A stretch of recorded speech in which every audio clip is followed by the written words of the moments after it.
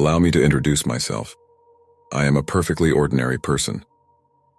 Well, almost, except for the fact that I have issues with hearing and often ask people to repeat themselves and wear a silly hairstyle to cover my elf-like ear.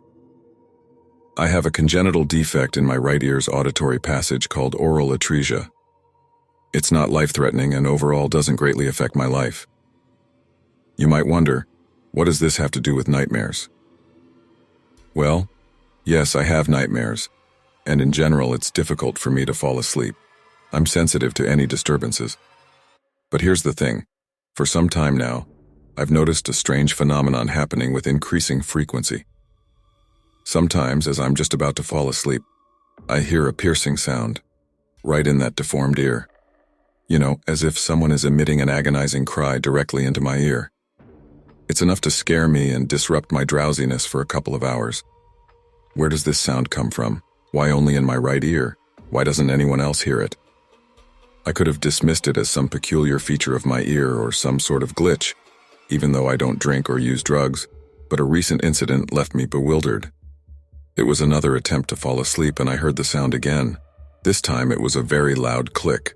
Surprisingly, it seemed to have no effect on me, and I fell asleep immediately. I had a nightmare. You know, in my dreams, I never feel anything or have control over my actions. Only at the end, there's a scream that transfers to reality, and I wake up covered in a cold sweat. But this time it was different. I moved freely and explored the area, which I recognized as my neighborhood at midnight. As I turned onto my street and walked toward my house, I noticed two moving figures on my right. You know that feeling when someone is walking away from you with their back turned, but they are somehow approaching you instead? That's what happened. I froze and stared at this strange scene, and when they got closer, I could see them more clearly. One of them stood right in front of me, with their back still towards me. And you won't believe this. They had a face on the back of their head.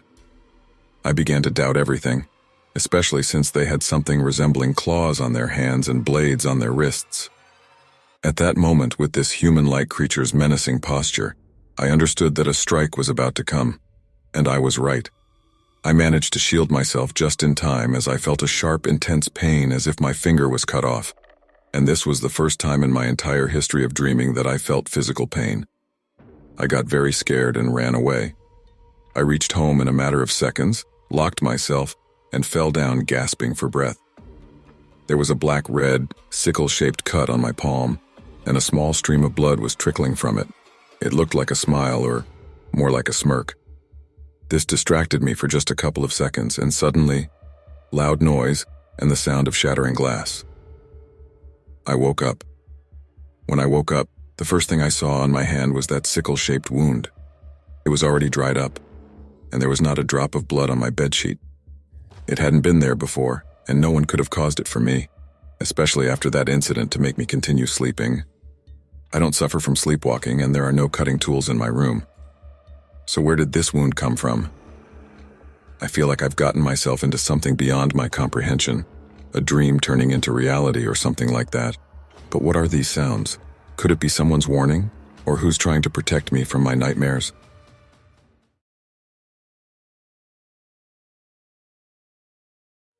David had just finished his small dinner in front of the TV and was getting ready to go to bed. It was his first time living alone at the age of 32, having moved out from his parents' house. He was still adjusting to his new apartment, enjoying the freedom to do whatever he pleased. As midnight approached, David was recollecting the things he had done over that busy day. The entire day had been spent moving his belongings into the new place. He settled into his cozy bed, hoping for a good night's sleep. However, as he laid his head on the pillow, he heard faint voices coming from the apartment above. It seemed like a man and a woman were engaged in conversation. At first, they spoke softly, but their voices grew louder and louder. They appeared to be arguing with each other. David knew he had to wake up early for work the next day, and he needed his rest. He pulled the pillow over his head to drown out the noise, but the voices persisted. Unable to tolerate the shouting any longer, David decided to take action. He grabbed a mop from the kitchen and started banging it against the ceiling. "Enough with the yelling," he shouted. "Some of us have to work in the morning." To his relief, the voices went silent. The apartment was finally peaceful, and David returned to his bed, ready to sleep. However, just as he was dozing off, the voices resumed their argument. The man's voice attempted to overpower the woman's piercing screams. They were yelling at each other, but David couldn't make out the words or what they were trying to prove. Now thoroughly annoyed, David got out of bed and headed to the kitchen. He grabbed the mop again and vigorously banged it against the ceiling. "Shut up," he yelled. "I'll call the police right now if you don't stop." Once more, the voices fell silent, as unexpectedly as they had started. David was concerned about the abrupt silence, but as long as he could sleep, he decided to ignore it. As he got back into bed, a loud thud echoed through the room. Then a deep, raspy voice shouted at him, "Shut up, you bastard! If you yell at me again, I'll kill you, just like my own wife." David's heart constricted in his chest and fear gripped him. However, he refused to be frightened by the threat. He reached for the phone on the nightstand and called the building manager to complain. "Hello?" answered a tired voice on the other end of the line. "Hello, sir," David said. "I'm sorry to call so late, but I want to file a complaint." "Complaint about what?" The manager yawned. "About the people living above me. They're constantly yelling at each other and I can't sleep. I need to go to work in the morning," David explained, his frustration evident.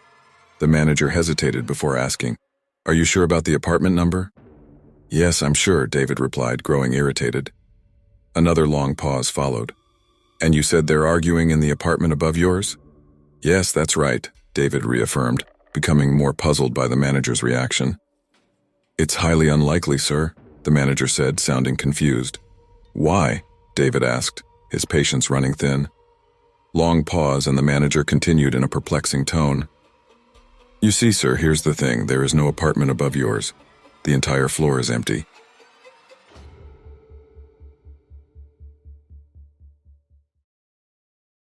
We were strolling with friends in the forest when we stumbled upon a VHS tape lying on the ground. No, there was no creepy girl prophesying death in 7 days or anything like that. I convinced my friends to give me the tape and they agreed. I took it home, and my curiosity got the better of me as there were no labels on it. In the evening, I retrieved an old VCR, inserted the tape, rewound it to the beginning, and started watching. What I saw there haunted me for a long time.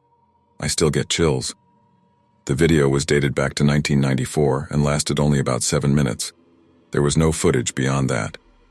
It began with an interview. In a dimly lit room, a woman shared her story, and here is what she said in there. It all started about 3 or 4 weeks ago. I noticed my son wasn't getting enough sleep at night. One day, I asked him what was happening to him. He said someone comes to him at night. He wants to play. Oliver was very afraid of him, really scared. Sometimes he would come running to me in the middle of the night, crying, hiding under the blanket. Together we would return to his room, but there was no one there, though it gave me an eerie feeling. On the 8th day, I heard strange rustling outside the window, but we live on the 5th floor. It was impossible.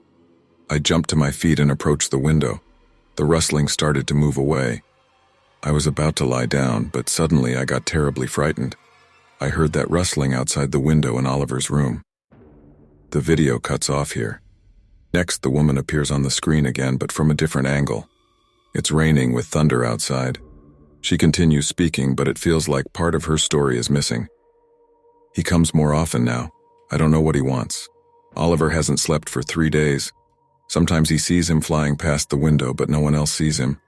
It's all hallucinations. They torment him. Us, I should probably say. I must admit, even now it feels like he's watching us. I'm sorry. The video abruptly ends and transitions to white noise.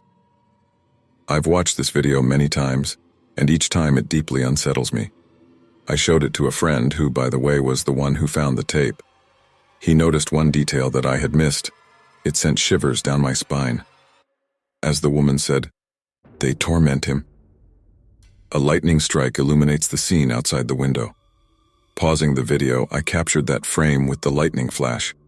Through the curtain, a clear silhouette was visible, occupying more than half the window, resembling a human figure. My imagination quickly filled in the details, and I never played that cassette again.